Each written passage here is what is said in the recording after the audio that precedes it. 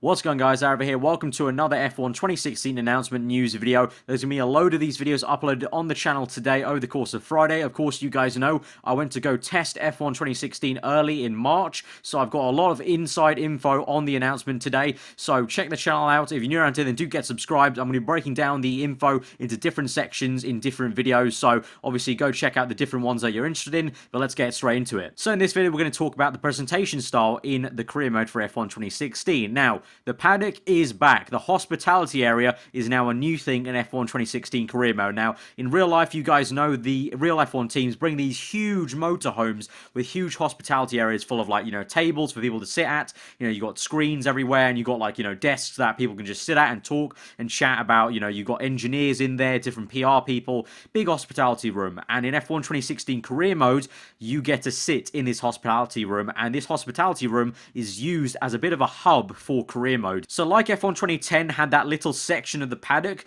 F1 2016 now has this hospitality area, which takes the paddock idea and just makes it look a lot better, because obviously F1 2010 was nice and all with you being between two kind of motorhome trucks, but that was pretty much it. It was just between two trucks, there was a little barrier there for interviews, and then you went into the motorhome and it was a small little room with menus. But now it's a hospitality room where you're sat at a desk. You as the driver, first person, is sat at a desk, and people will come up to you and discuss things, and then the menu can come up and you can choose different parts of the career mode. Talking about people coming up to you, yes, once again, finally, since F1 2010, there are actually people to interact with now in the career mode. You have two main people. One is a PR agent. Now, she'll be managing your contracts, she'll be managing your relationship with Formula One, with the team, with the team you're with, and other teams, and she will try and badger you if you're not doing a good enough performance, and encourage you if you're doing a good one, and she'll generally give you objectives to go for, and generally tell you how the paddock is receiving you as a driver. And obviously, you guys know I went to go test the game back in March up in Birmingham, and while I did that, I played half a career mode twice over on 2 different days. And during those times, one of the great things was it was around round 4 at Russia, and I underperformed in the race with my Williams,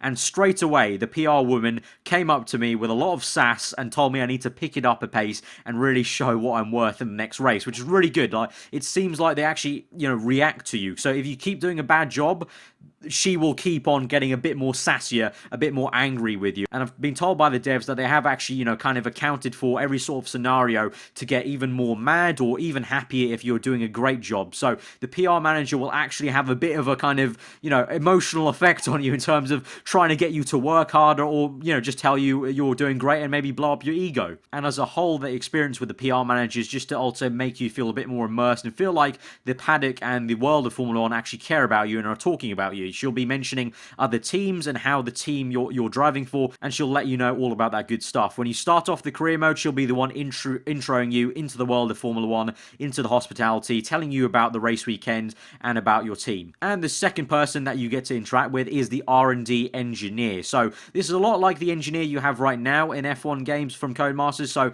the guy that you talk to in the garage, but this is different from the actual race engineer, who's Jeff. Obviously, we know Jeff from F1 2015, but this is a different engineer, a specific R&D engineer that will be talking to you about your upgrade. So I mentioned in a different video that I've also uploaded today, so go check that out, about R&D. So if you want to learn about the new R&D system, go check that video out, but this will be the engineer that you talk to about all this stuff. So every race weekend, he'll come to you talking about new developments they're making, and when you spend your XP points on R&D parts on the next engine level, let's say, he will give you a breakdown report of that upgrade path and let you know when it's been installed, because there is a bit of lag time to when it gets installed, because obviously, like real life, it doesn't happen just like that. It's not going to straight away be upgraded. It will take like at least 1 or 2 race weekends. So he will let you know that they're going to start the process, and then he'll let you know finally that, okay, here you go, here's a clipboard and it's been installed and the new upgrade is there on your car. He's also the one that will tell you how the car is stacking up against other cars. So I mentioned again in the other video on R&Ds and progression about how that's presented to you and how you get to see how other teams are doing. Apart from the presentation style that I talked about in the other video, you also get the R&D engineer telling you that, let's say for example Ferrari have done an upgrade, you're playing as Williams, you haven't done an upgrade that particular race. He will then tell you physically that Ferrari have made good steps forward, and then you'll be able to see physically that they have made a step forward, and he'll let you know if we're slipping up. You know, if we need to make more upgrades, he'll suggest maybe making an upgrade. He'll tell you that we're falling a little bit behind, or we're making good progress. You know, if you're Ferrari, you're catching Mercedes, he'll say that we're catching Mercedes, they're lagging behind a little bit, and generally his job is to keep you informed on how the car is progressing. So you've got two different sides, obviously how your contract's going and how your relationship with the team is, and then the performance side for two different people, so the PR manager and the R&D engineer. A little bit more on the hospitality suite. It's basically like a big, you know, if you've ever watched Sky Sports or any of kind of F1 coverage where they go into the hospitality suite, it's, you know, like a big fancy room, a few tables here and there where people are like, you know, eating or whatever and drinking stuff, and then you're just sat there first person, you've got your laptop out, and you open up the laptop, that's where your career mode is based in, the hub is in the actual laptop itself, and then you can look around, you can see beyond, outside the paddock, so it will change dynamically varying on what track you are. So it just gives you that little bit of more kind of immersion, which is obviously something that if you guys have been subscribed to my channel for a while, you know it's a big thing for me. I love to be immersed in whatever game I'm playing, be it a sports game or a single player kind of RPG game. I want to feel immersion, and it really does go a long way. It's what we've been asking for, and they're finally going to put it in there. It just adds that extra layer of just, you know, a sense of you're the driver as first person, you're opening up the laptop, it's you looking at the career mode, it's you talking to your PR manager, you know, she'll, you know, either insult you or, you know, say you're not doing enough job, or, you know, compliment you, and you actually talk to your engineer and talk about it, just like any F1 driver would. You know, Sebastian Vettel, we've seen